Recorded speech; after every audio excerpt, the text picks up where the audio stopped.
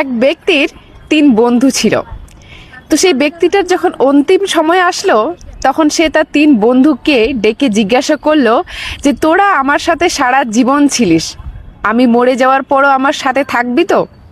তখন প্রথম বন্ধু বলল যে বন্ধু, আমাকে ক্ষমা করে দিস, আমি তোর সাথে সারা জীবন ছিলাম, কিন্তু তুই মারা যাওয়ার পরে আমি আর তোর কোনো সাহায্য করতে পারবো না। দ্বিতীয় বন্ধু বলল যে বন্ধু, আমি তো তোর আর মৃত্যুটাকে আটকাতে পারবো না, কিন্তু আমি এটার খেয়াল রাখবো যাতে তুই মরার পরে তোর অন্তিম সংস্কার যাতে ভালোভাবে করা হয়। তখন তৃতীয় বন্ধু বলল যে বন্ধু, তুই চিন্তা করিস না, আমি তোর সাথে সারা জীবন ছিলাম আর থাকবো, তুই যেখানেই যাবি আমাকে তোর সাথে সেখানেই পাবি। বন্ধুরা, তোমরা কি জানো এই 3 বন্ধুরা কারা? এই 3 বন্ধু হলো ধন সম্পত্তি, পরিবার আর কর্ম। ধন সম্পত্তি হলো আপনার প্রথম বন্ধু, যে আপনি যতদিন বেঁচে থাকবেন সে আপনার সাথে ততদিন থাকবে।